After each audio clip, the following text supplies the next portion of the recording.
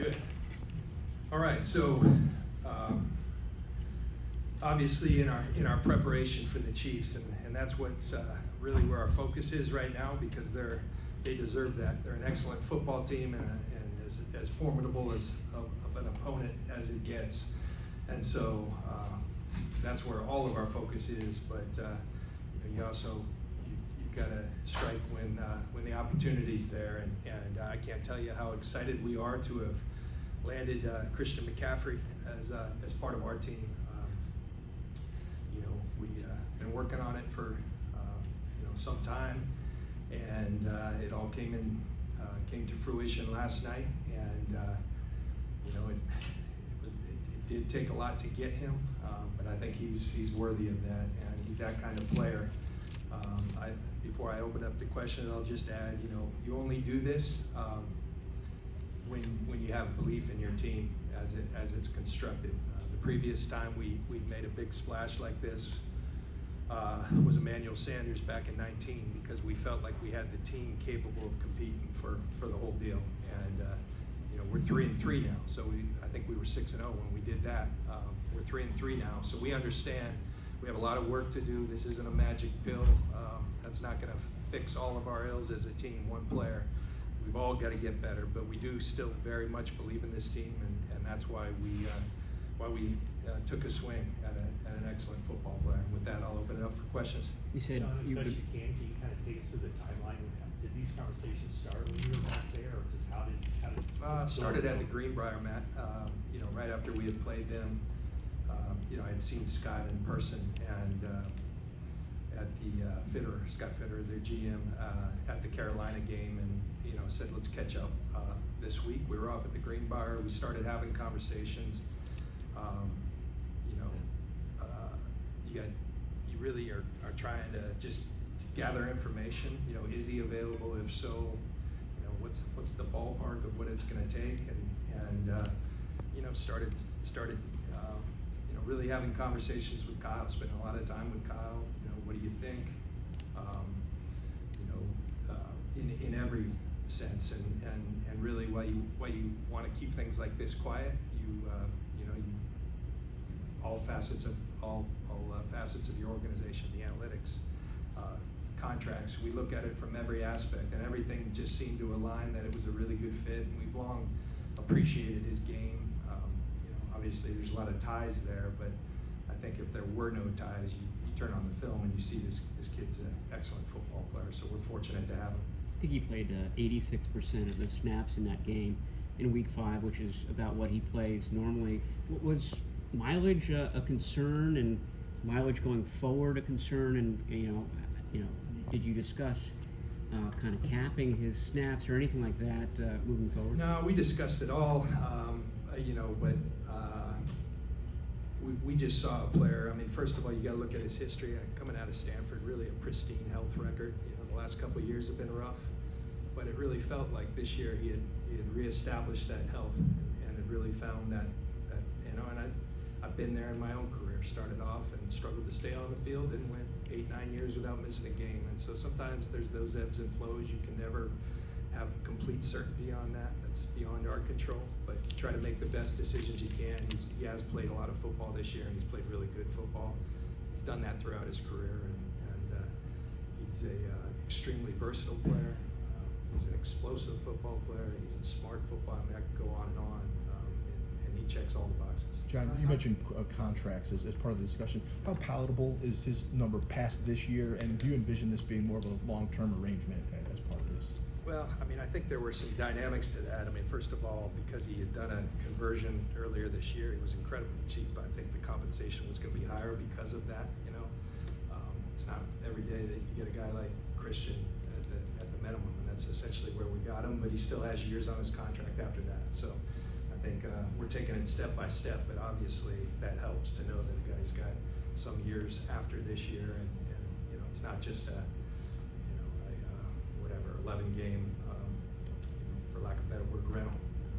John, how seriously do we have to weigh allocating those draft picks and resources to other spots, maybe on the defensive line or in the secondary where you have injury issues, maybe greater needs? Well, I think we've really tried to build this thing the right way, and we value picks. I think a lot of people, there's, maybe a belief that some people don't value picks. We certainly value our picks, and I think that's why we could entertain doing something like this. We have a lot of our core locked up. That's not to say you don't have holes that you have to fill from year to year, and it's really hard to part with draft picks, because I like our process and I like our ability to identify people that fit with us.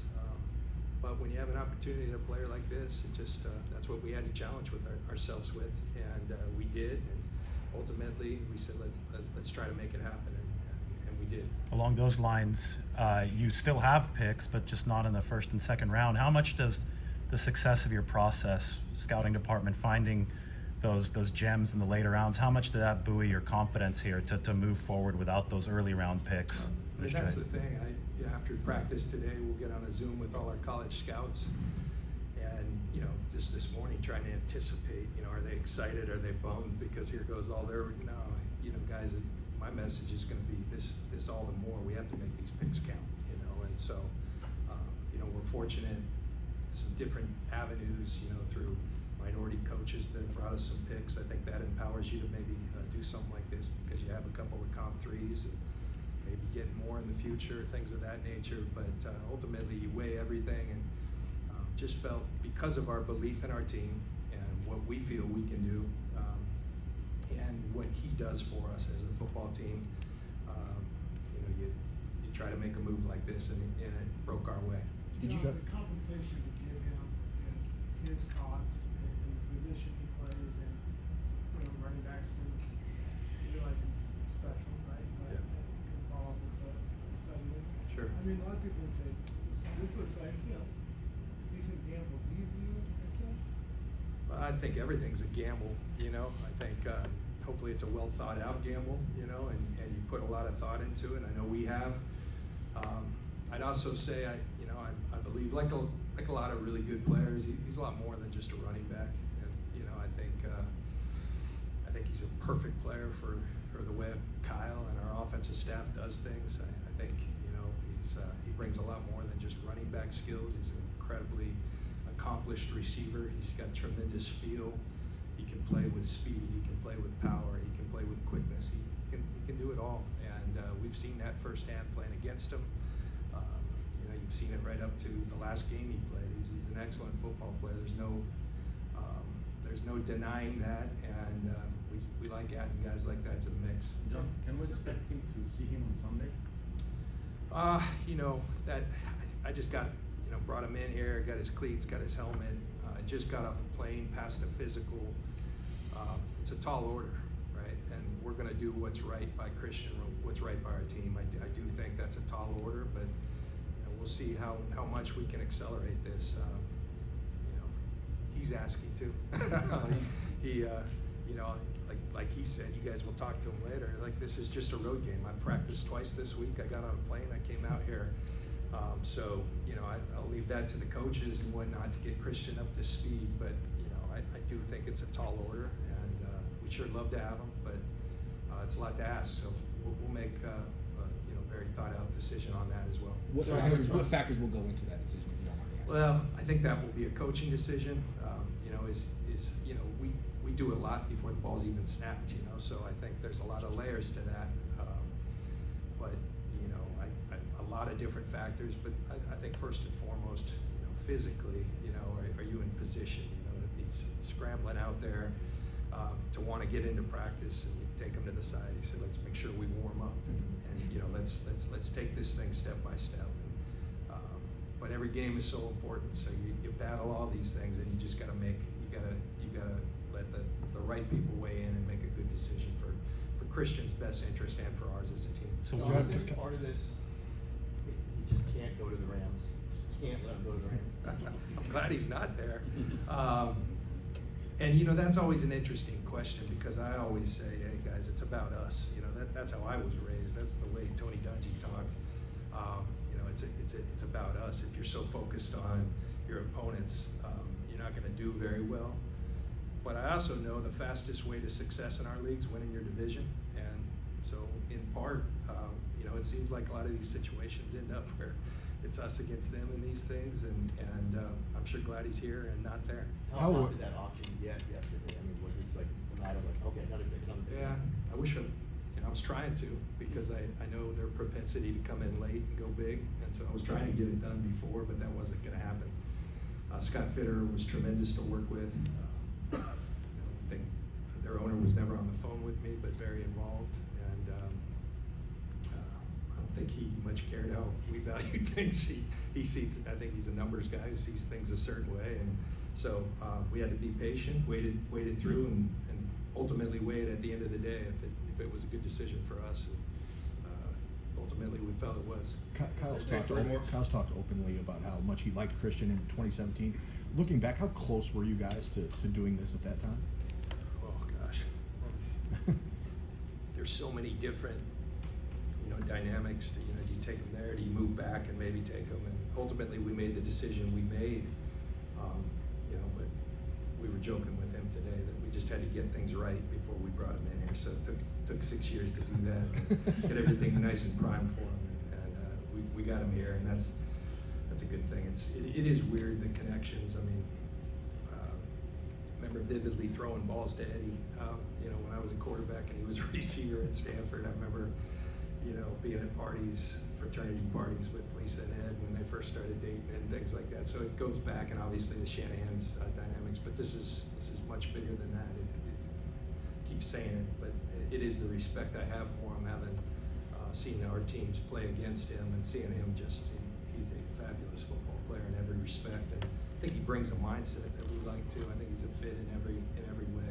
The type of mindset, you talk to people who've played with him, who've coached him, there's an accountability that he brings, like the great players do, that has an effect that you know, it's a force multiplier. It makes everyone around him better. So we're going to take it as it comes. We're not going to force anything, but you know, all of those things went into us making this decision to try to land him. Has there been any switch or any change in just the philosophy of how you view running backs? Because it seems like you've had success with undrafted guys, and here in the last 2 years, third-round draft picks invested in running backs, and now this move. Yeah, we've taken our swings at them, you know, because we feel it's really important to the way we play, you know. And Kyle often says, you know, at the end of last year with Elijah and Debo, we had a Pro Bowl, All-Pro type running game, and you know, we're encouraged by some of the younger guys. Jeff Wilson's a heck of a back, you know, as we're seeing, he's getting his opportunity, he's shining.